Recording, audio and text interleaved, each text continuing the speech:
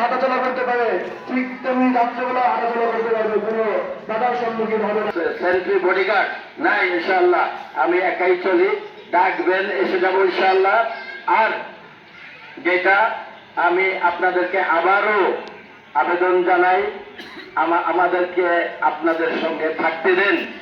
আমি আপনাদের লালুর ডেঙ্গুরকান্দির যারা সন্তান, সেই সন্তান হিসাবে আপনারা একটু ভাবেন আমাকে, আপনাদের সঙ্গে আমি থাকতে চাই।